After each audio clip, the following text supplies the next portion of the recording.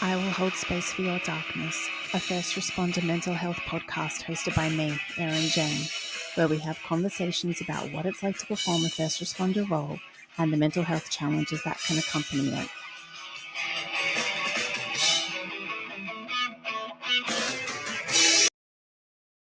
Hello and welcome to another episode of I Will Hold Space for Your Darkness, a first responder mental health podcast. I'm your host, Erin Jane, and today I am joined by the wonderful Hayley, who is a former senior sergeant with a state police force in Australia.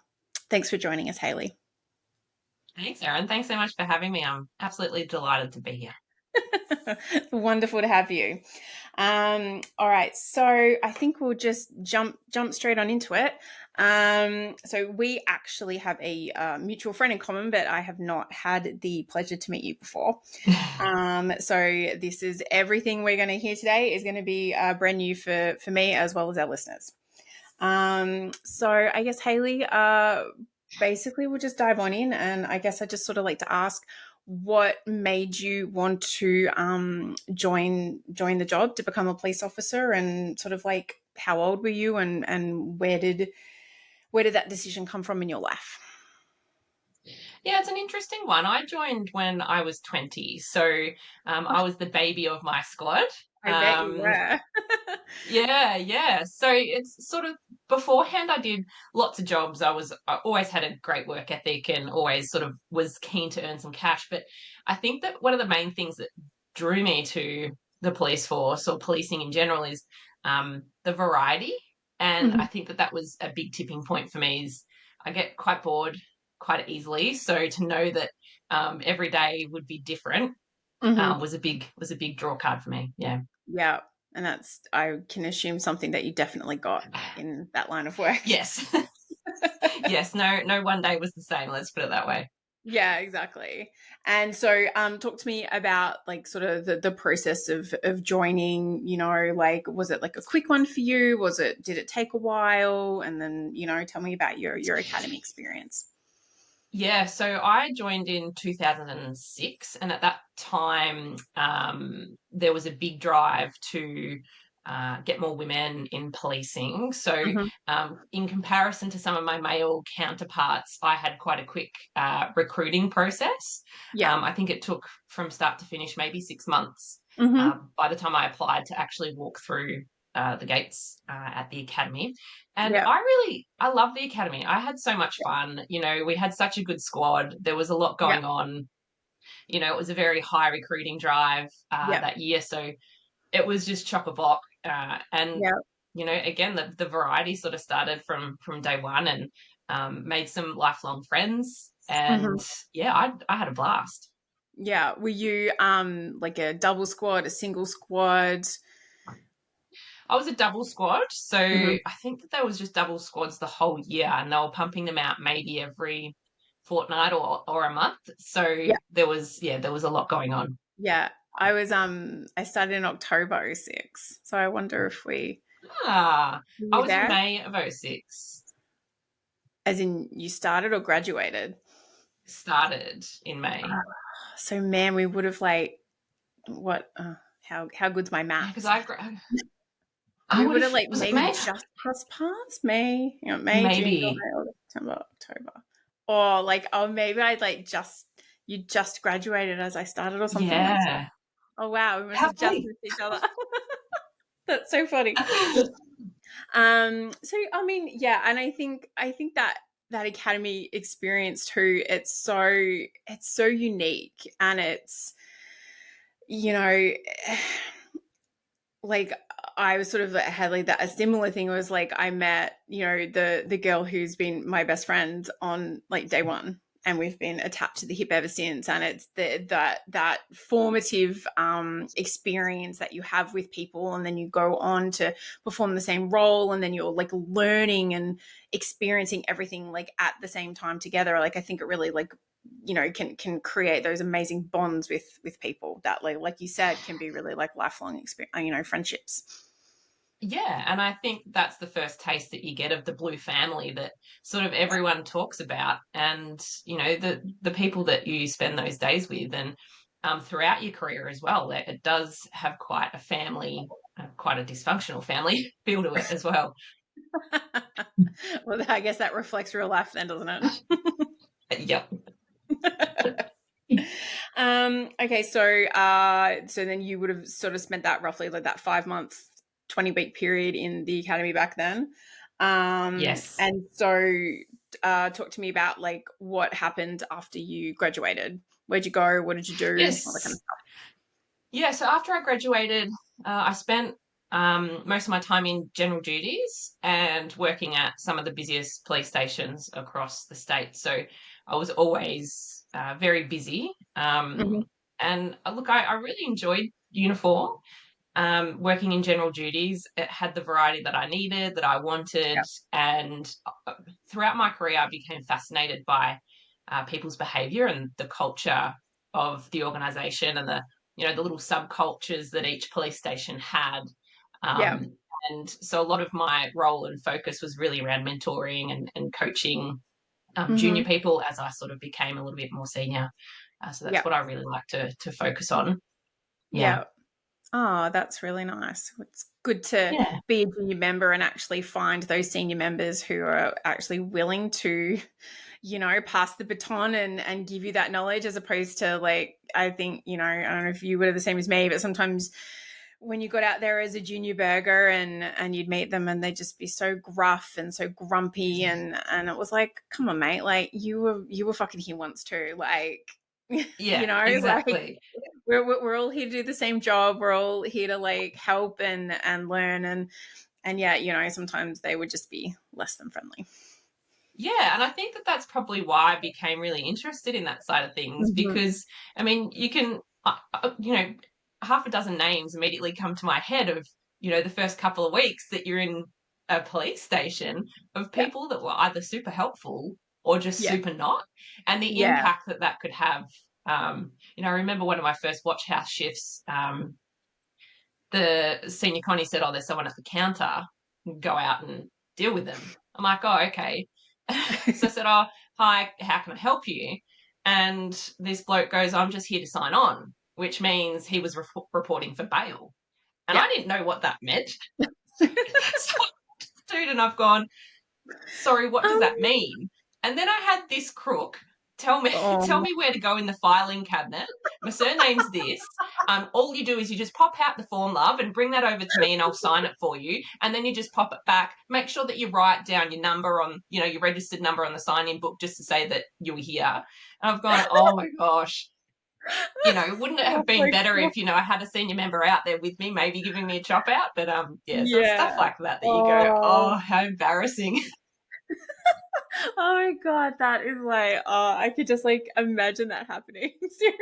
Oh, But some of those old crooks are like, actually like pretty good value to yeah, to interact with. You know what I mean? Like yeah, I know if you ever worked at a station with cells, but some of like the older kind of inmates would be like, yes, miss, and they'd like keep the yeah, troublesome ones in line because they knew then they wouldn't get their like hot Milo before bed, and that was yeah, like a high crime and misdemeanor. So you'd be yeah, like, hey mate, can you just that bloke, can you just get him to pull his head in? And he'd be like, no worries, yeah, miss. exactly. And I'll put an extra sugar in your Milo for you too. Exactly. You get a couple of extra bickies, mate, like just on the Yeah, side. yeah, Oh my funny. goodness. So did you like once you hit your training station, did you stay primarily like sort of either in a city or suburban? Did you ever go up bush? I Where did you was bounce I around? was always suburban for most of my career until probably the Mhm. last 5 or so years when I went in a city in a different in a corporate role, I suppose. Okay. So yeah, always suburban. Worked at police stations that had cells, and others that didn't. So yeah, a good variety Mhm. of different police stations. Yeah. And so and how long were you in the job all up? 15 years. Okay. Yeah. Nice. So So a I was fair in, length of time. yeah, so I was promoted to sergeant quite early in my career. So I was in for, I think, 8.5 years Hmm. before getting promoted, and I was upgraded for, I think, 12 or 18 months prior to that. So I was quite Okay. young. I think at the time there was 14% of female sergeants across the organisation. Yeah. And, how old was I? I was 20, I was 29 when I was promoted. And the Yeah. average age at that time of sergeants was 47. I was going to say, yeah, I'm And too, and mostly male. mostly male, exactly. And, here I am as a 29-year-old and, having spent 8.5 years in the job when the average serving age or the average serving length of time for a sergeant at that stage was 23 years. So I Wow. came up against quite a lot of resistance. Yeah. I talk about my sort of power plays throughout my career, and Hmm. while they're my power plays, I think they were also my biggest hurdles as well. And that was that I was very young for the Hmm. positions that I held. I was very junior as well, and I was a woman. So I could agitate the system just by being in the room because I was completely Yeah. different to what was expected of that rank. Yeah. And I remember when I was promoted to sergeant, the amount of times people would look at me and say, "Are you a real sergeant?"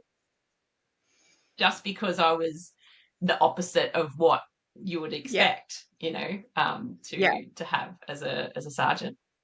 Yeah. No, I came across sort of similar things in like a detective role, and I still remember we had someone from like a suburban CI come to our office in town because I think we had like crossover jobs or something like that. And I don't know if like I let them into the office or whatever it was, and having a chat, saying g'day, blah blah blah, and then everyone goes to go into like the conference room, and the detective sergeant of like the suburban one turned around to like close the door, and I was like coming behind him, and he turned around and he was like, "Oh no, this is just for investigating members." Because he assumed I was like a receptionist or the secretary or a TIO or whatever. Mm-hmm. They like literally like I would have had my lanyard on, I would have had my yellow Freddy, and yet there was just no. He just like took one look at me and was like, "Oh, she's like a receptionist or a secretary or She whatever," doesn't belong and like. here. And I think whoever it was actually had to turn around and be like, "She's the investigating member," and he was like, "Oh." So Oh, I think it was kind of common at certain stages along that way. How yeah. how did you deal with that? Like, you know, in terms of did you take it personally? Was it just water off a duck's back? How did you navigate those sort Ah, of challenging personalities that you may have had to deal with along the way? yeah, it's tricky, right? Because I'm someone that's quite I appear confident, and I'm not backwards in coming forwards. I'm very opinionated. Um, Yeah, so in that respect,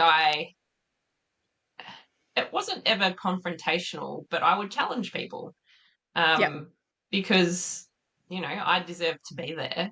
yeah, So it was sort of water off a duck's back in many ways because I know that it was confronting for them to have someone like me in that sort of position that they hadn't experienced before. And I look back now and I go, I'm now 37 and I sort of go, would I handle being told what to do by someone by someone that a lot younger than me? Like I had yeah, members that were well into their 60s. yeah. And having a supervisor that's younger than you, it's a pretty hard thing to swallow at times. Yeah. Yeah. I mean, it's nice that you actually bothered to look at it from that perspective because I don't think everyone would. You know, like it's good that you can like, yeah, just try to go, oh, okay, that would have been confronting for them Yeah, and all that kind of thing. yeah, And so how did you just stay at the one position as a sergeant, or did you go like elsewhere throughout your time then? yeah. So I stayed between two police stations in the same area, for Mm-hmm. my time as a sergeant. And I think that that's when, you know, the type of work that I was doing and the people that I was dealing with started impacting my mental health. Like as soon as I was promoted, and I was promoted to a different area that I had never, probably rarely driven through, let alone knew anyone there. So it was sort of interesting Yeah. walking into an environment for the first time, not knowing anyone. Yeah. And then it was quite clear quite quickly that there was some pretty shitty workplace behaviors and workplace practices that were going on. Okay. And, you know, I had been brought in to help with changing the culture. Uh-huh. And, The whole you know, chestnut. that's a beast in itself, right? You know, like Yeah. how do you go in and, you know, for the most part, acting pretty solo or with a selected few people and trying to Yeah. change, you know, the culture of not only one police station, but in the whole area. So we had 3 police stations. So, Okay. you know, that was quite a difficult time. And for a good couple of years, it was really, really tough. And the longer it went on, the more impact that being there really had on me. And Mm-hmm. I can look back now and see how far I've come, but also to sort of look back and go, wow, I actually dealt with all of that shit. You know, it's kind of Yeah. scary in a way. So my Yeah. journey, you know, and while this was going on, I was also looking at getting upgraded to a senior sergeant and going down the promotion bandwagon as well. Yeah. And then, you know, if I thought that wasn't enough, I'd done temps at a CI unit for a couple of months, but you know, Mm-hmm. other than that, my whole career was in general duties. So Yeah. to add some sort of diversity to my kit, I decided that I would do some tertiary studies. So I enrolled to do a grad cert of leadership and management. So I had a lot going on. Sounds like it. There was a lot going on. Yeah. Yeah. Wow. And so, I guess probably like my main question is, uh, how did you cope? Like you mentioned the fact that your mental health started to struggle, and that would most likely have like impacted you outside of like the workplace. Like what was it like for you back then? Yeah, I look back now and I, I wasn't aware of what was going on, but my whole nervous system was just, there was no steady state. So I didn't really know. I'd get up in the morning and the hypervigilance would start. So as soon as I woke up, if I slept, Yeah. then there'd be that automatic activation of my fight flight response. Yeah. And, that would send me into a state of hypervigilance or hyperarousal throughout the whole Hmm. day, throughout whatever I was doing, Yep. shift wise. And then when I came home, it was the complete opposite. So there was that just complete and utter collapse of, Yep. um, you know, being unable to really do anything else. It's sort of that hypoarousal mode where, it was Mm. numbness, it was, disassociating, withdrawing. So Yeah. over time, and this was over years this happened for, so there was no room in between those two states of my nervous system. So it was either this Yeah. hypervigilance, hyperarousal, always being switched on, or at the other end of the scale, just not being available for absolutely anything. So it really impacted Yeah. on, my family life, on my kids, on my husband, on, what. And like I had all the maladaptive coping strategies down pat. Like I was so good at those. Like, Yeah. the drinking, the overworking, Yeah. the withdrawing from family. I had those nailed for a long, long time too. Yeah. Yeah. Hmm. And I think, sometimes part of that problem is especially like the culture of, certain police forces, and even just, first responder jobs in general. Like you socialize with each other, and socializing always involves drinking. You know, you work crazy hours, let's go to the pub, like, you know. And so then when you're experiencing all of these, you know, physical, emotional, and psychological, you know, problems, and then, yeah, like you're saying, having those maladaptive coping mechanisms, it's can end up being a recipe for disaster. Yeah, for sure. And it was such a long time, and I don't think that um I look back now and I go, well, how could anyone help me, or what did I need? And Mm-hmm. it's interesting because like I felt like if I told anyone what was going on, that I wouldn't be believed, right? Like, how could someone so confident, so opinionated, be bullied and be impacted by that Yeah. and be affected by that? There's an Yeah. organisation in Australia called Beyond Blue, and they did Yeah. the largest mental health survey in the world of police and Mm-hmm. emergency services, and that showed that poor workplace practices and behaviours actually have the same amount of impact as our operational trauma. So what we My see when we goodness. go out to jobs, right? So I had them both sort of going on. I had the operational trauma of being, a general duties copper, and also being a supervisor, Yeah. sending my people in to get harmed, and that took a lot as well, because it wasn't only Mm-hmm. me. Like, if it's me, sure, I can deal with that. But I also had my people um, that I was sending in to Yeah. be traumatized, to be hurt. And Yeah. that took its toll as well. So I had all Yeah. of these things going on, to the point where you sort of get up and I don't, if do you look back when you're in uniform, or even putting your yellow Freddy on, you sort of automatically have this armor? Or I look back and I go, even just putting the uniform on, you sort of stand differently. It feels different. You've got this, you've got this layer on of armor of Yeah. Like a something. protective shield. Yeah. No, no, no. I do very much know. And I think as two people who've both left like an organization like that, like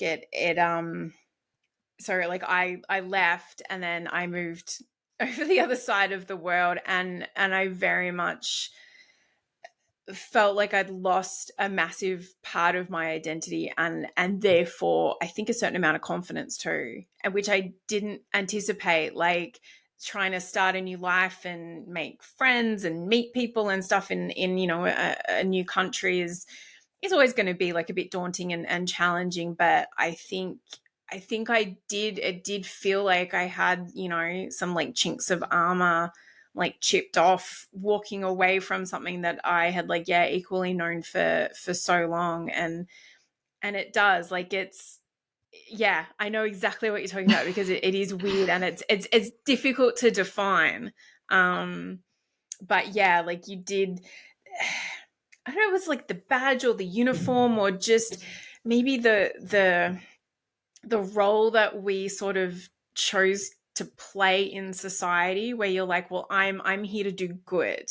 I'm here to help people, and whether that instills this beautiful sense of pride in you, that like you know you're there for a purpose, you're trying to do the best thing for the people of your community. So then when, yeah, you don't sort of feel like you have that anymore, it can be a little bit jarring.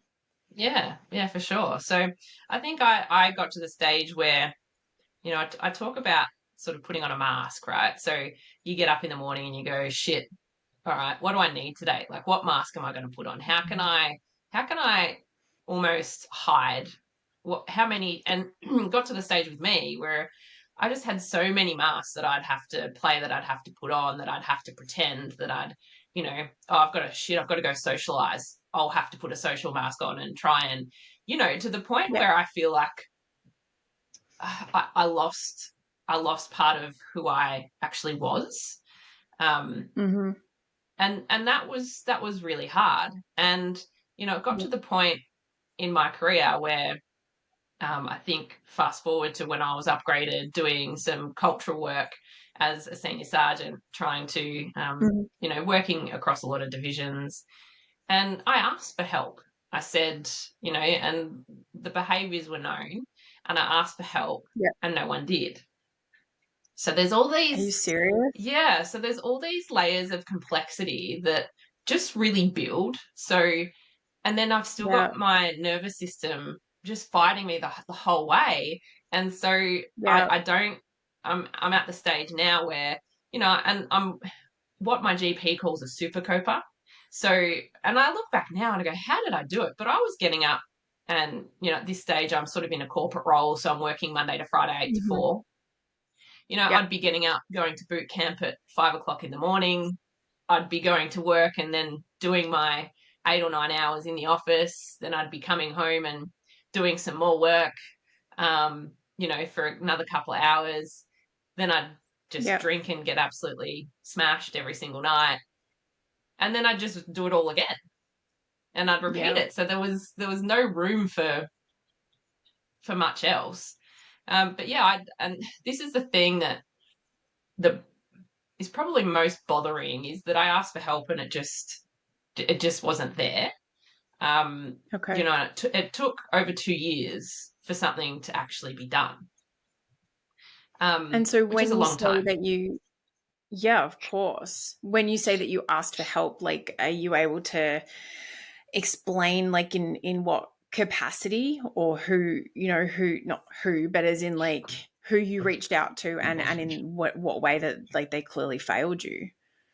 Yeah, I think, look, I asked a lot of people for help. Like I said, what was happening was well known to a lot of people, and I'm really Okay. I'm very cautious that I don't want to put Yeah. blame onto management because I think we get, in my experience, it's always a them problem. Like we always say they didn't do anything, and we're always referring to management or people that hold a higher rank than us. So I'm very Yeah. cautious that I don't want to sound like I'm placing blame on people that didn't Mhm. act because they obviously didn't feel safe enough to. So that's Okay. another part of the puzzle that we've got to look at is that no one Yeah. felt safe to do anything about this, right? So Yeah. I was having conversations with, divisional managers, so people in very high ranks. But I Mm. was also speaking to my subordinates about it, my peers about it. So Yeah. it's definitely not a them problem. I just Yeah. think that the system we were operating in didn't allow it didn't allow for anything to be done because people were fearful. Mm. So it's And it's it's tough. that's a shitty culture to exist in, like, Yeah. when you're the one who's on, like, the receiving end of it, like. Yeah. And so it got to the stage where one of the inspectors was retiring, and on their last day, they did something about it. So that just goes to show the level of safety that they weren't experiencing, that on their way out the door, they've gone, something needs to be done. As an inspector, like, as a 150, Yeah. damn. Yeah. Yeah. That's crazy. Yeah, and then I suppose And from that kicked off another process, right? So there was the mhm, investigation process, and during that time, I was promoted to senior sergeant, so I had moved into an inner okay, city corporate role. okay. Um, but interestingly enough, the behaviours were still ongoing, so they were still being able to impact me, and impact the people around me. And Jesus. yeah, and we talk about taking the blue out of it with investigations, and it's obviously really hard to do. Um, Yeah. Yes. but we also, I think that there needs to be a level of importance put on these sorts of investigations, and particularly with the timeline. So, to get an Mhm. outcome for this investigation, it took 2.5 years. So, I had been Shit. experiencing, 4.5 years of hell. It was absolute hell. And I remember I'd just gotten back from my honeymoon, and I was still on leave, and I got a phone call from the Yeah. main investigator. And Yeah. they said, there's been an outcome. And I said, okay. And he said, they've pled guilty. And I said, okay. And I got off the Hmm. phone and I fell apart. I think it was Yeah. like a sort of like a relief or an ending of something. And it was at that point that I knew that I couldn't return to the workplace. I was just I was absolutely shattered, and I just Yeah. think having a final outcome sort of made it real. Um, Yeah. but yeah, I just knew that my body could not sustain what it had been doing. It had been fighting for the Yeah. last 4.5 years, Yeah. and my body just could not. Our bodies are quite smart, right? They're so good at sending us signals about what's going on and what we need to do. Yeah. And I'd been Yeah. ignoring that. And um and at that moment in time, I just went, I just can't do this anymore. Yeah. Yeah. And I mean, and I think as well, it would be like a relief in terms of the fact that you're like, okay, I can like, lay down my armor, like I don't have to fight anymore. But at the same time, it sounds like them pleading guilty was also, regardless of what their reasons were for that, pleading guilty, like a massive like validation for you, because they easily probably could have dragged it out and put you through even more hell. But the fact that they're kind of gone, oh yeah, okay, like I have to put my hand up for this because it's actually the truth, Yeah. like that must have just, validation in all its forms is wonderful. But for everything that you've just described that you've been going through to get that phone call must have just been incredible. Yeah, it was definitely a moment in time. I can remember what I was wearing on the day. I remember where it was, who was there, all of the things. And it's quite fascinating, isn't it? Because there's a lot that I can't remember. There's a lot, especially Yeah. with I ended up with a PTSD diagnosis. So with that comes, the memory thing is just a nightmare. So Yeah. it's quite interesting that moments like that in our lives sort of really stick with us. Yeah, 100%. And I think it's really interesting and important, and I just want to say like thank you for sharing that, because you know I guess anyone who's either like knows someone in the first responder role and all that kind of thing, like I think it's important to highlight the fact that not all of our experiences are super positive. We all don't, like go in and love it, or we love it, but then like something else, like your situation happens and it makes us lose our love for it.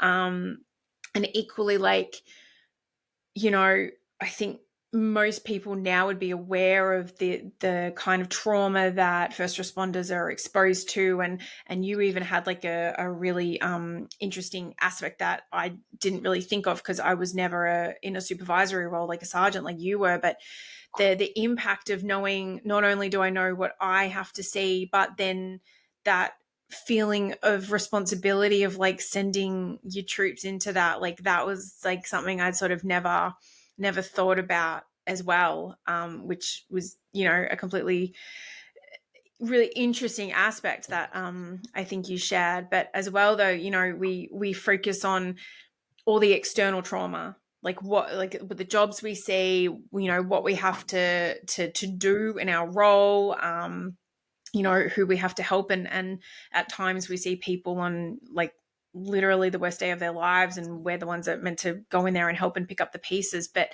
as well, you think all of your trauma is going to be through that kind of exposure and experience, but you never actually think that it's going to be coming from the internal organization and the force that you're equally a part of. Like that's just so much for you to have had to have dealt with.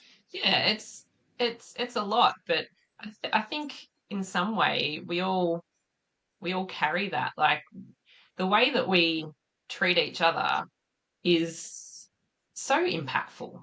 Like we spoke about it at the start. You remember the Yeah. people that gave you a chop out, right? You remember those people that helped you. You remember their names, and I Yeah. just think it's so important that there's all these systems and processes and layers in place, but at the end of the day, it just comes down to how we treat each Mhm. other, and how we sort of respect one another. And that's it's a huge thing. Yeah, definitely. And so, do you think, and I mean, maybe we're playing hindsight or might not be able to say, but if there hadn't been that kind of an outcome, do you think you'd still be there, or was there just a part of you that was like, no, I know that this is like the right time to walk away? Like, had you envisaged or thought about leaving the job while all of that stuff was going on? No, and that I think that that's what probably was so powerful about it, is that I had I landed my dream job. Like I was that was my forever job. Like I absolutely loved what I was doing Mm-hmm. in leadership development, such a niche part of the organization, Yeah. for a copper to be working in. And Yeah. I love that. So to know immediately that I just can't go back, was mind blowing. And I look back at my Yeah. journey, and I needed to walk away in order to start to heal and start to recover. And obviously that's an ongoing journey. Yeah. But I think that that's what I finally, there was finally a moment of silence that allowed me to probably lean in and listen to what my body had been shouting at me for so many years, to go, I just can't do this anymore. Yeah. Yeah. Yeah. Yeah. That makes sense. Um, did you did you reach out for any kind of like mental health assistance during that time, or did all of that come post you leaving the organization? No, it was pre, so probably, I'm going to say just as the investigation started, I had a couple of breakdowns at work, and I was fortunate enough, and this, the whole welfare systems within organisations is, I think, a very personal, individualised experience. So there can be horror stories Hmm. of people, that didn't get help. I know of Yeah. a couple, and I think, that have died from suicide because they didn't get the help that they needed. Um, Mm.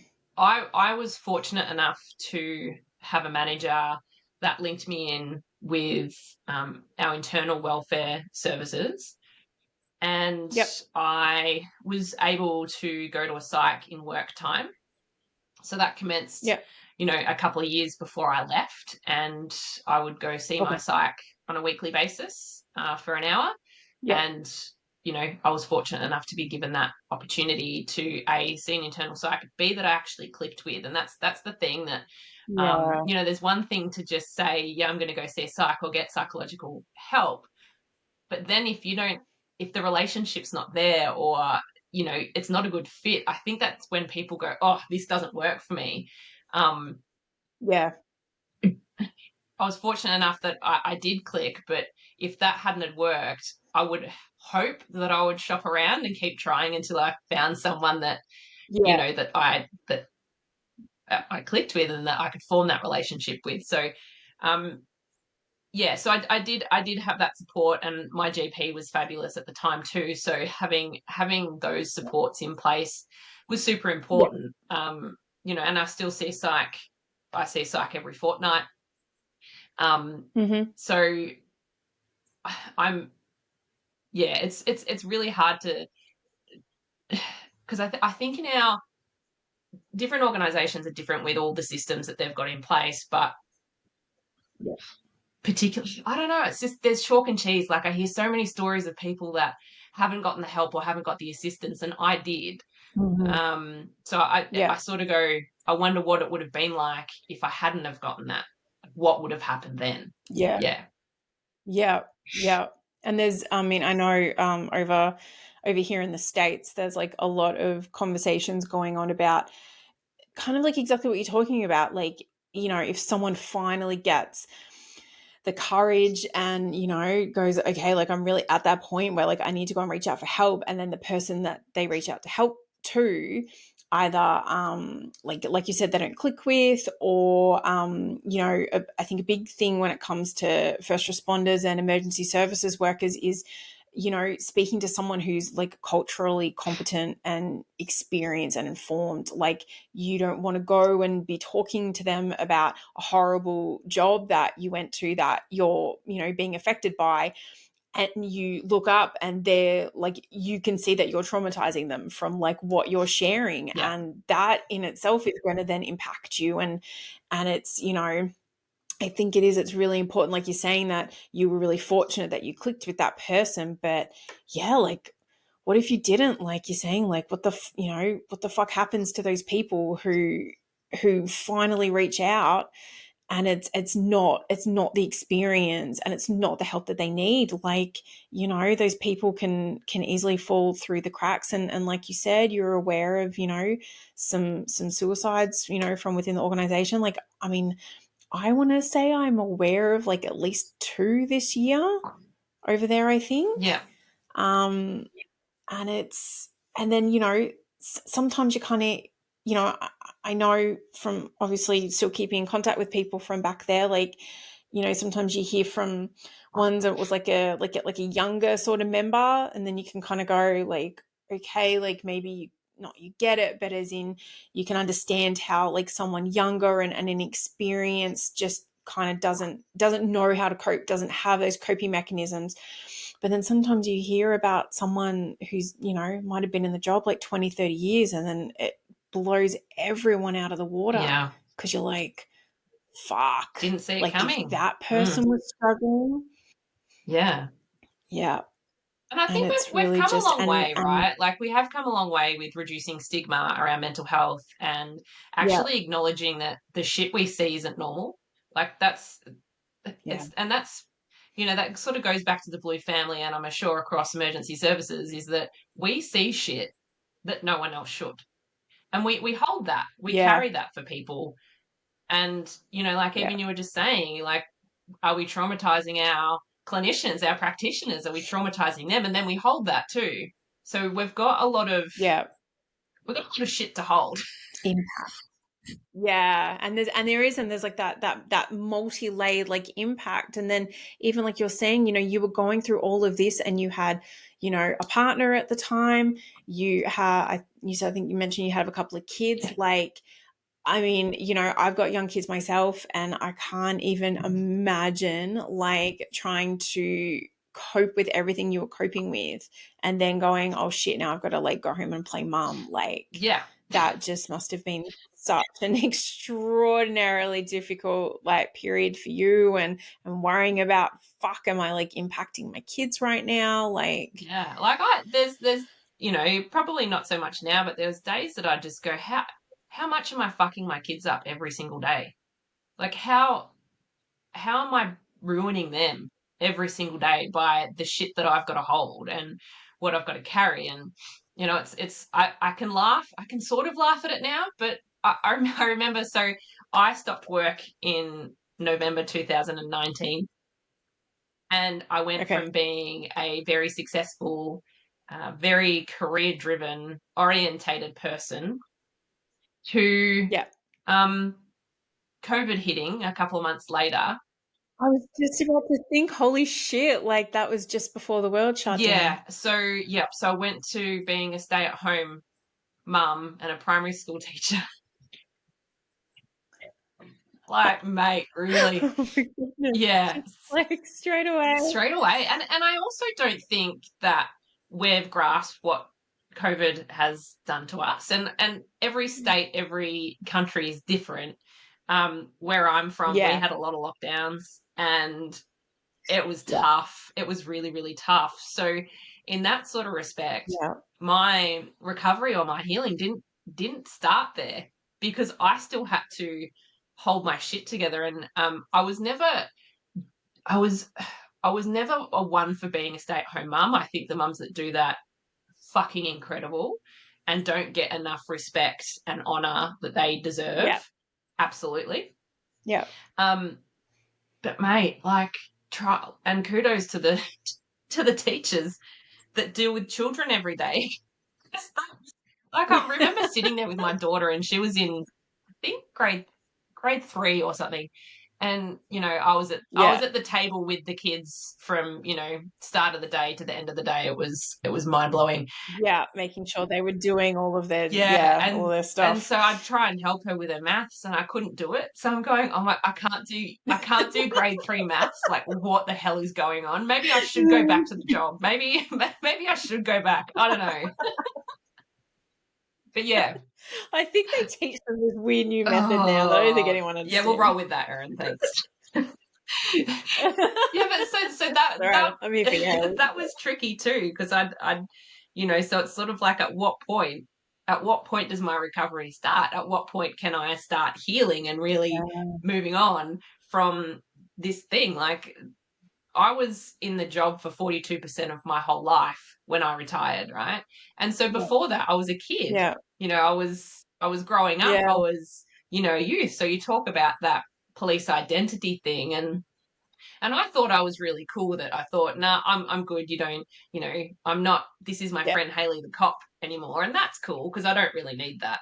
But it also, what I found is, it yeah, gives us an out, right? Because as soon as you're identified as a copper or emergency services worker, it's sort of like glorified. mhm, And so you can just put yeah, that armor on, and you don't actually have to give anything of yourself, yeah, because you can rely on the police that, force to do that for you, right? So you can, yeah, so that transition, and I'm still working it out.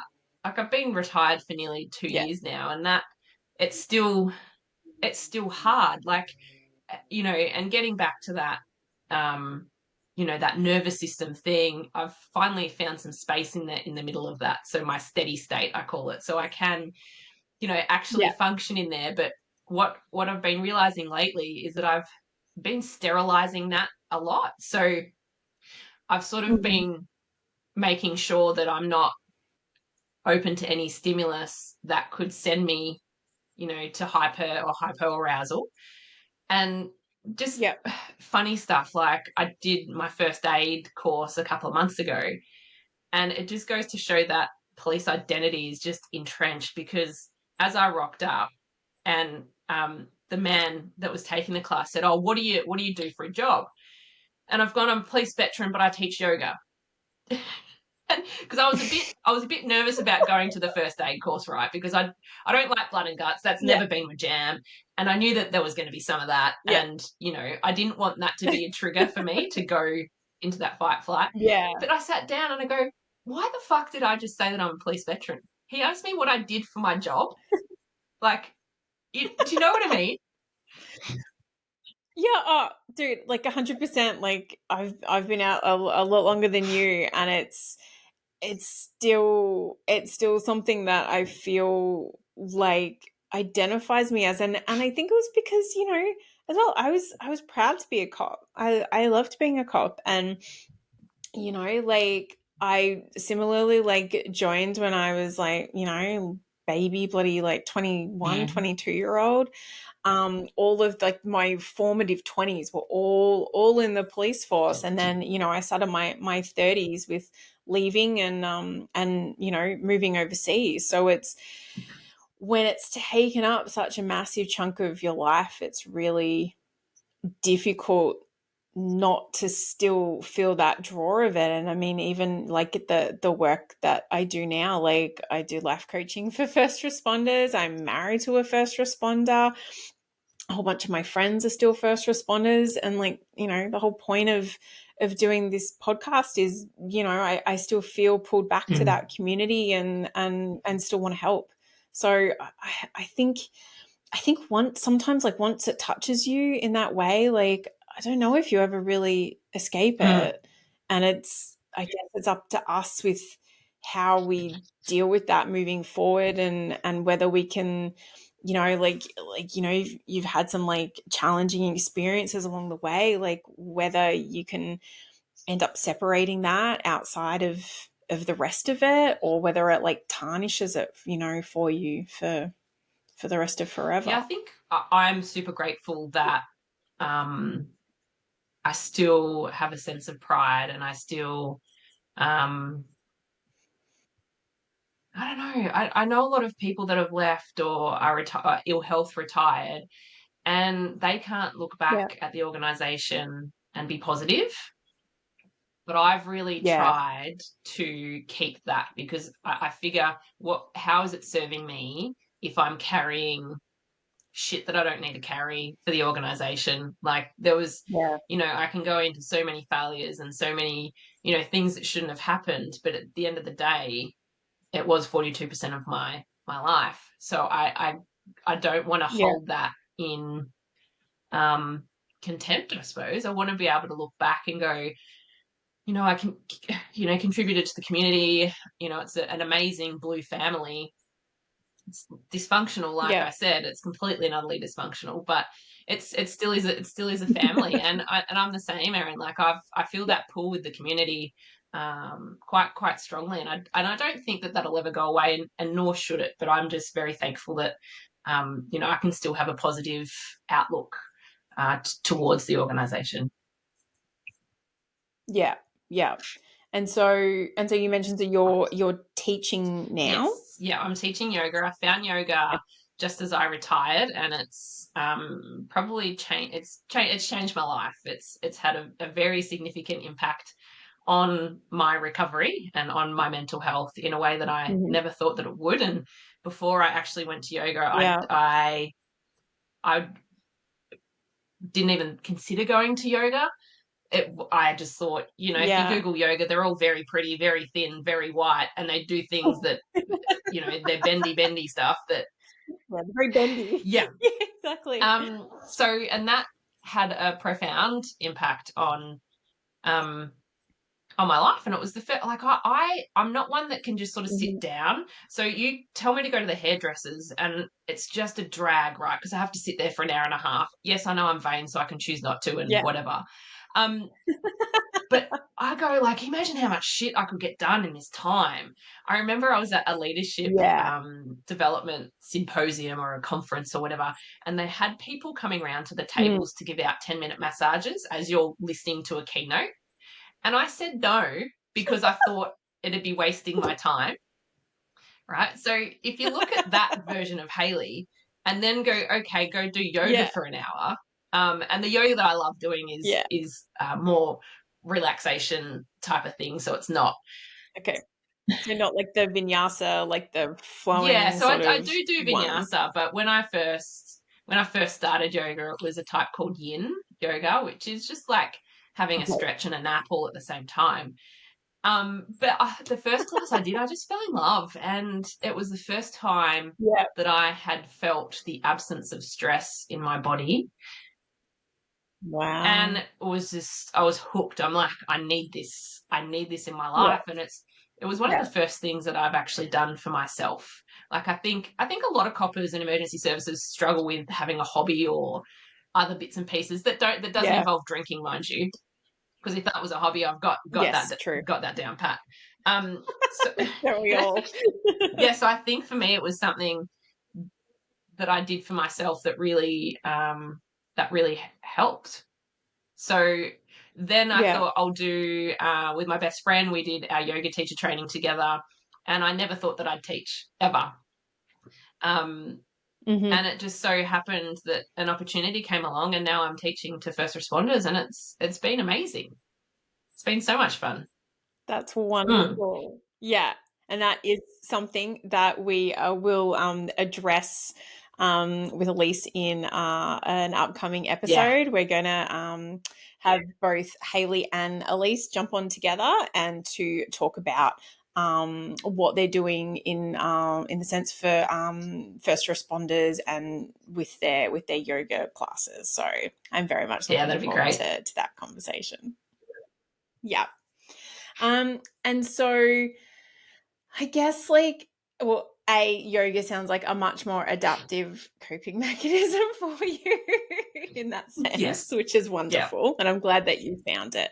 But it's really incredible, like just to watch you talk about it, like the way that your face lights up, and it sounds like you held your breath for like 15 years, and the first time that you were able to exhale was when you found yoga. yeah, definitely. just it's been an incredible experience, and I think that that's when I really was able to start healing and to start recovering. And Mhm. I say that because I've had my psych support for a long time, but talk therapy Yeah, can't be everything. We sort of need a holistic approach to mental health recovery, like an and outlet. wellness, right? So I Hmm. think it's super helpful for anyone that wants to take a breath or have a combination of therapies. I think it's Yeah, amazing. yeah. And I guess sort of just wanting to circle back to the police department just for a little bit. Um, Obviously, your experience within that realm was, and mental health was like impacted, and we've discussed it a little bit. But do you remember, like, was anything ever spoken about, mentioned, advocated for when you joined the job in regards to, what to do with your mental health, strategies to have, and was there any mention of it at all? No, there wasn't, and I hope that that's come a long way. I remember one of our first lessons, and I'd love to know if you had the same, but we had the letters TJF written on the whiteboard, and the law instructor turned around and said, "Does anyone know what this means?" And we've all gone, "Nah." And he goes, "The job's fucked, right? You will see shit that no one else should have to see, rah, rah, rah." And that was our introduction to mental health, is the job's fucked. So Yeah. I know I know that phrase, and I know the, like, I think someone I know gave someone else like one of their sergeants a pen with like TJF yeah, on yeah, but it. it's sort of cute, right? Because I catch up with a veteran community, and their slogan is TJF, and it stands for the journey forward. So I think that that's a nice little spin Oh on my it. god. We'll call it the journey forward. Exactly, exactly. Well, so talking about like, that kind of like those phrases and all that sort of thing, like I've sort of talked about it before, but like I think it was organization wide about like, did you have the can of concretes in your police station? Yeah. And the stiff shit book. Do you remember the stiff shit Yeah. book?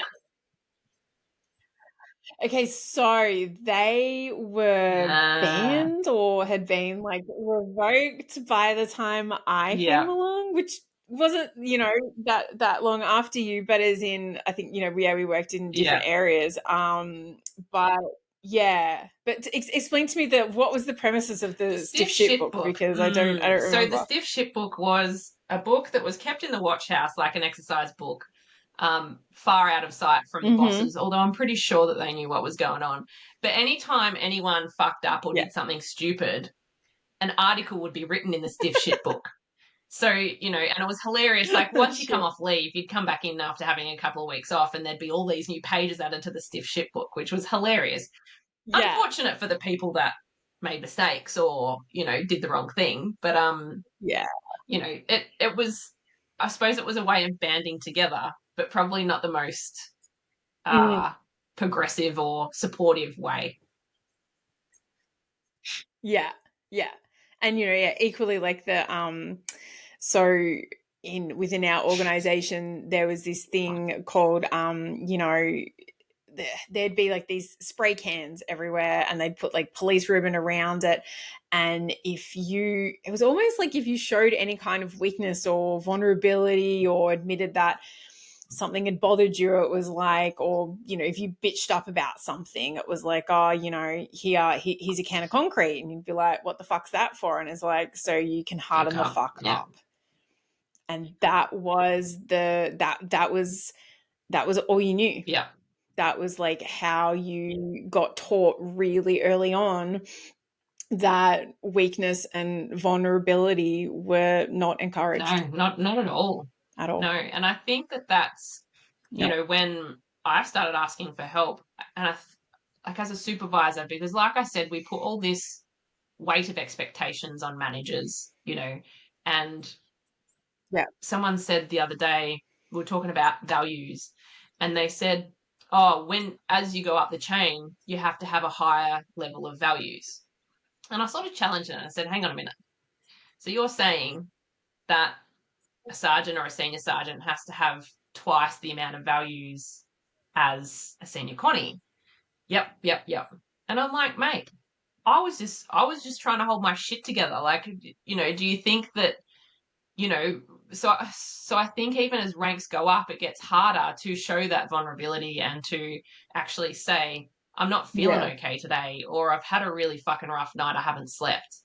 So I think that again, I Yeah. hope that we're getting better in that, but it does it's just super hard because when we first joined, it was very much that you just don't say anything about it. And if you do say something about it, Yeah. it's over a drink, and then everyone pats each other on the back and Yeah. laughs, and life goes on. Yeah. Yeah. Or get, fucking Izzy had a meltdown and it ends up in the Yeah, stiff shit book. exactly. Like, Yeah, yeah, And yeah, and I mean, and I think um I know sort of towards the end of my time in uniform, they'd were they still doing it?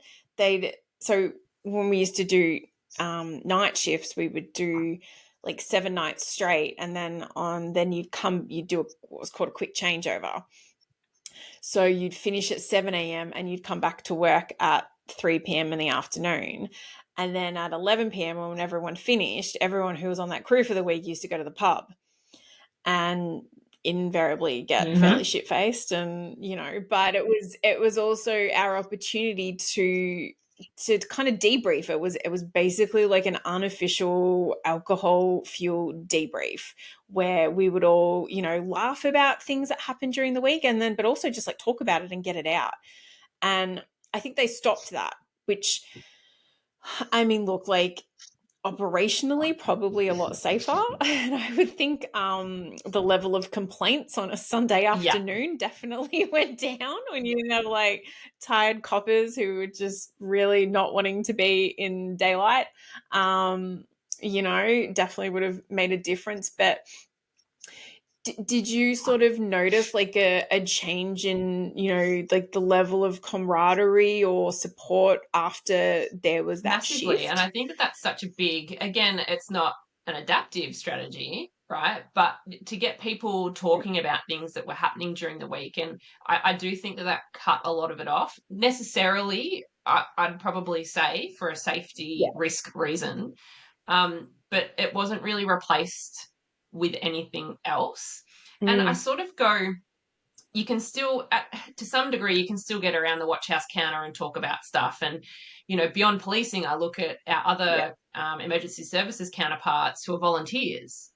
And I sort of go, where's their time? Because they go to a job and then they go back to their other work. yeah, So I think that yeah, there's just so much work that needs to be done in this space. Um, yeah.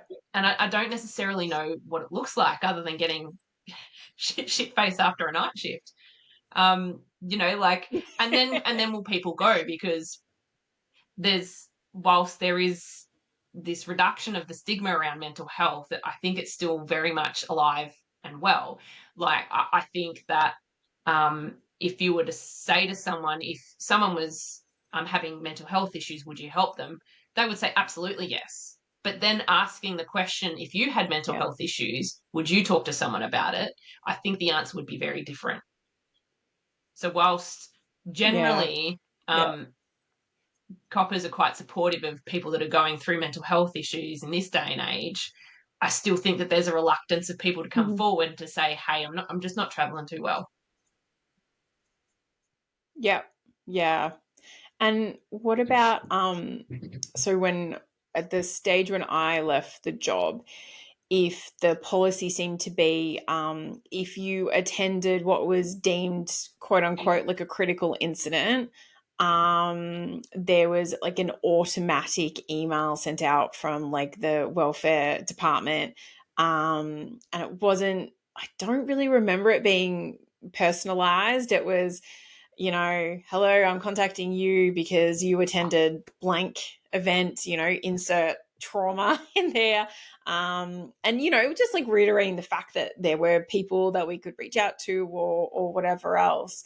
That advanced in any way, shape, or Not form? really. Like I Last, remember there was another system that came into place, and levels of incidents would be categorized, because we're very good at categorizing stuff.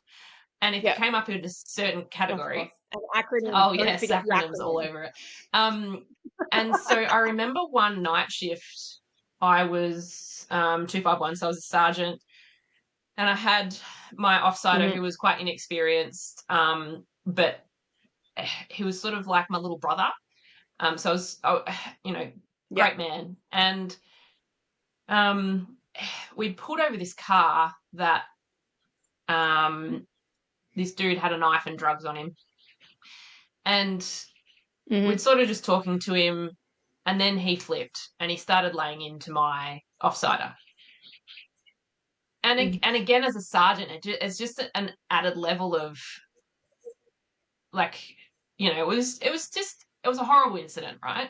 And the added fact that this crook would only get stuck into him and not me I found really just I just found that really interesting. Anyway, everything was fine, but it really shook me up, because this was probably at the height of my it was at the height of everything going on. So my resilience probably wasn't great. My tolerance probably wasn't great.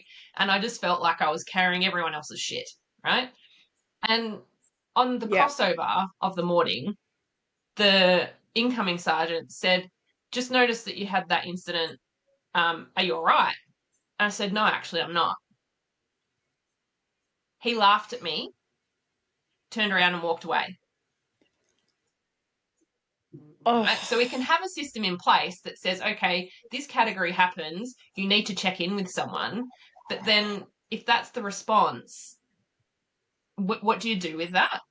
Yeah, what's the confidence level going forward? Yeah, that's... I'm so sorry that happened to you, Hayley. That's fucking awful. It's sort of like, well, how many times do you have to ask for help? Like, we've got all these systems in place. If people are asking for help, that means that they need it. Like I said, like coppers, emergency services, and maybe the community in general aren't really good at asking for help. Yeah. So when someone does, it means that they probably really fucking need it. Yeah. Yeah. Yeah, they may be like teetering on the fucking edge and the precipice of like something, way more. Like I actually remember one of those instances. I had like a pretty awful suicide. And I got one of those like pro forma ones, and it was always on night shift and all that kind of thing. And the crew we actually had, like the bloke I was working with was, a ripper guy, and we were sort of there to support each other. And then we went to I wasn't actually working at my home station. I was working at like the sister station. And we went back to my home station like the next night, and the whole crew were like, "Fuck, Ezzy, we listened to that job. We were on like tenterhooks. Are you okay? It sounded awful, blah blah blah." And there was like a sergeant there I knew that I got along really well with, and he was really lovely. And then we were like fucking shaken up. It was a really tough job. And then I got that pro forma email from the welfare department, and I guess maybe it was just because I needed to get it out, and I actually responded. Like I responded to the email and wrote this like big long thing of like, "Oh yeah, it was actually really tough," and blah blah blah, and this and that, and then I got like a response from the bloke, and I would have no idea what his name is now, but he was actually touched that I responded, and I was like, "Oh, it's actually really sweet," because it was like, yeah, you know what, I at that fucking moment, I needed that outlet. And then he I think he forwarded me, or even someone else like read the IFS and the particular way that the person had taken their life and completed suicide was slightly unusual. And so they were like, "Oh, hey, I read this on the IFS," or like the information thing that used to go around, and they were like, oh, like, you know, I had to investigate a suicide, like this will help you out because of like A, B, and C, and like sent me resources and stuff so I could like do the inquest Amazing. brief. So, you know, in that respect, like, you know, sometimes the troops could be amazing, and that like you're like, you know, and like we all talk about like the thin blue line family, like thin red line, like, you know, all of them, but then equally then you can have those really shitty encounters with, you know, with someone like that sergeant, when like how can you stare someone in the face when they've gone, yeah, I'm actually having like a really fucking rough time, like Yeah. that shook me up, like, and then just like turn Yeah. their back on you. Like the person I worked with for that job Mm. left the job, and from my understanding, like that job that we attended together, that was clearly like the straw Yeah. that broke the camel's back, and I never would have anticipated that from him. Like, you know, we never really sort of spoke about it after like that night shift. It was just like, oh Yeah. yeah, whatever. And then like, you know, I think next thing I knew, he was gone. I never Yeah. fucking saw him again. You I think know, that that like just it's highlights just, that it's the little things that can really matter. Like you imagine those people that whose job it mm, is to send out the critical incident emails. They know what the job is, and no one ever replies. And a simple reply, you yeah, know, means that yeah, that person's job is being fulfilled, sort of a thing. And people asking you, "Hey, here's yeah. They see yeah, them are you working it. okay? Here's something that helped me out. You might like to have a look." Like very, very small things can be Yeah, so impactful and so huge. yeah, yeah, definitely. And I think you're right. Like I think sometimes that the camaraderie that exists probably just more amongst like the, we would call them the ORs, like the other ranks. So like the, you know, sort of all the lower level troops who are really just like out on the road answering job to job to job.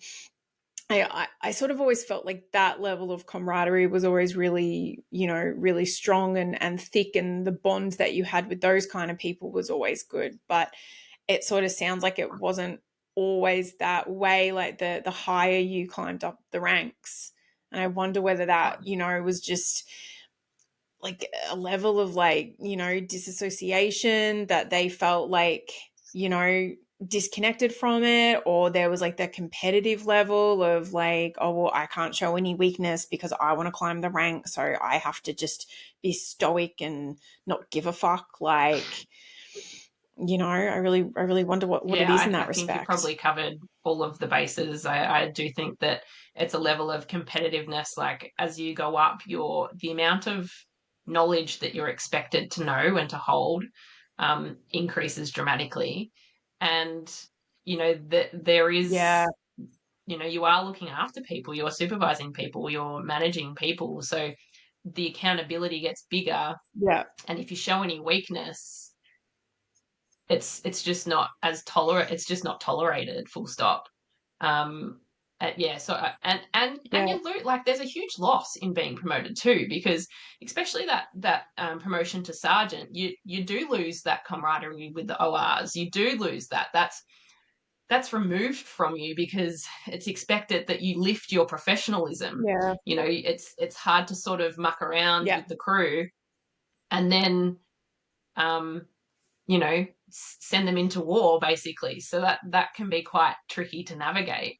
But I definitely saw as, yeah. you know, as the ranks progress, um, that vulnerability was less tolerated, all of that sort of stuff. So I think Mm. you've hit the nail on the head there. Yeah, and that's the thing, and I think you know, being in the space I am sort of like over here, I've been really fortunate to connect with like some people on like online and Instagram, through like, you know, there's an organization that I'm connected and affiliated with called the Overwatch Collective, and there's another guy by the name of Travis, and he does, his organization's called My Arena, and he is like an ex SWAT, like 20 plus years, like so amazing and experienced and, you know, like tested in that respect. and he spends his time going around the country talking to first responders, especially coppers, about his like PTSD diagnosis and the dramas he's had, and about, you know, getting help, going to therapy, you know, participating in EMDR to help like with some of, you know, his out like ongoing trauma, and that's, and you know, he's just like one example that I can think of off the top of my head, but there's just so many out there that you kind of go like, if only some of those people who are so resistant could actually see how impactful it is of someone of significant rank and significant experience to actually turn around and go, nah, you know what? Like, yeah, you think I'm fucking bulletproof. I'm not. And like, I got hit and I got affected and I got fucked up. But the silver lining is that like, I got help and you can too. And that is impactful for like, you know, and that ability to be vulnerable. You can be strong and resilient, and if you want to be masculine or like, you know, whatever else, that's fine. But if you want to be, you know, all of those things, but then also allow yourself that compassion and vulnerability, like it's so impactful. And that's what will really get through to like those lower level troops, not being a fucking asshole and not showing any feelings. It's frustrating that you know that hangover like still fucking lingers, you know. For sure. Okay, I think we are almost coming to an end. So first of all, I just want to say thank you for coming on and sharing your story with me and with anyone who's taken the time to listen. I think it is really important to highlight that, you know, people can have such a varied experience in, you know, the first responder realm and in their roles, and I'm sorry yours, you know, wasn't exactly probably what you anticipated, and maybe you left under circumstances that were very challenging and weren't great at the time. But it sounds like you know, are in a really good place now and have found something that you equally love. So I'm really happy. Thank you so much, regards, and Hayley. thanks for taking the time to hear my story. Cool. I like to finish off our podcast conversations by asking 2 final questions of our guests.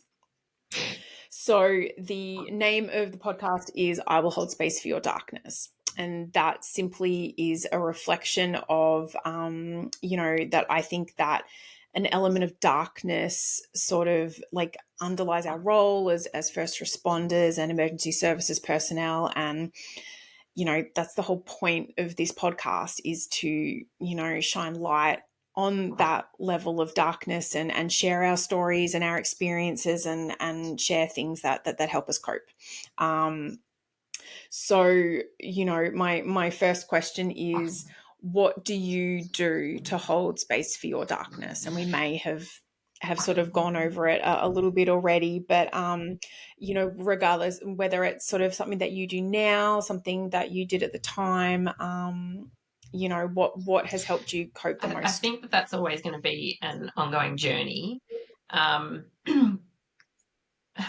I try and look at my darkness through the lens of compassion and kindness. And, you know, the human brain is wired to default to being negative. And, you know, emergency services, particularly police, are known for being judgmental because that's how we keep safe. We have to judge and assess where we are throughout the day. Yeah. And that's always been a pretty big thing for me. I'm quite judgmental and quite harsh on myself, and my inner critic is very, very loud. So, and you know, I learnt this through yoga, is to really move away from judgment and come back to compassion and to kindness. So I now Yep. will say things like my productivity does not determine my worth. Things like I don't need to earn my rest and I'm worthy of rest.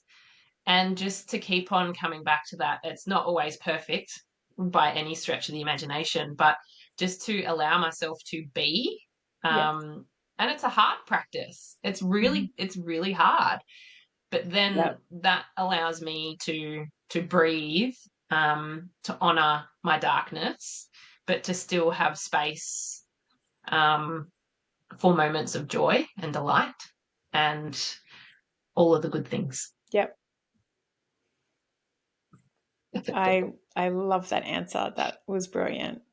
And I can just say that I really agree. I think that having or learning to have self-compassion is incredibly difficult because it's No. not something that we're taught. It's actually something that you have to actively learn and think about and like you're saying, challenge that inner critic, that inner voice, that everything that when, says that you yourself are a fuck up or you do everything wrong, like actually learning to have that compassion for yourself. It's so powerful and so just wonderful in terms of changing your perspective and Yeah. changing your mindset. So I 100% agree with that. And lastly, it's you sort of just told us like what you do to be able to hold space for your darkness. What is something that a loved one can do for you in terms of like supporting you to be able to like hold space for your darkness, and what can they help you with the most in terms of like when things feel overwhelming and upsetting, what can someone do for you in that For me, respect? for me, it's again about the little things, and I think people that haven't experienced, um, I don't. I mean, most people would have experienced some sort of trauma, but for people that um, probably talking more outside the job. So my husband's not in the job, my family were never in the job, but Mm-hmm. I sometimes feel that they are scared to ask me how I am because what does that mean for them if I say I'm not well? So does that mean for them that Yeah. my husband's a ripper for this and he's learnt over, very slowly over years to not try and fix things. So for me, it's making space for a conversation without having to fix or to jump in. And I think people are so scared that if I ask someone who I know is not traveling well how they're traveling and they say not well, what do I have to offer to fix that? And for me, it's really just about making space. So, and my husband does this perfectly. If he knows that I've had a really rough night of sleep and nightmares and all of that sort of stuff, he'll just simply say, "Do you want to talk about it?" And 9 times out of 10, the answer is no, right? But just by him offering that is enough. And, to say, Mm-hmm. because Yep. I'm actually quite surprised about how many people don't say, "How are you? Are you okay? How are you traveling?" And I think it's don't be scared to Yep. ask the question because you don't have to fix, you don't have to go into solution mode as humans default to. It's Mm-hmm. about just allowing space for that person to have the opportunity to talk, and they'll talk or not, that's their choice. But Yep. just to say, "How you traveling? How you doing? Do you want to talk about it?" That's enough for me. It's all about the little things. It doesn't have to be huge. Yeah. Yeah. No, and that's powerful in itself. Just offering, like literally offering the Yeah. space just to listen. I think that is sometimes really, really helpful and really beneficial. And is it just a husband thing where they want to fucking fix everything? I swear to God, they're all the Yeah. same. Yeah. It's I know it's probably not just a first responder. It's very much a first responder thing, but I yeah. think it's Yeah. I think it's a husband thing Absolutely. too. So Absolutely. Yeah. you're not alone there. All right, Hayley. Well, thank you so much for your time. I've Thank really you. enjoyed our conversation. And I'm really looking forward to our future chat with when we jump on with you and Elise to have you guys talk about your yoga yoga practices and teachings Yes, with that'd be first fun. Thank you responders. so much for having me. No worries. All right. So this was another episode of I Will Hold Space for Your Darkness. I'm your host, Erin Jane.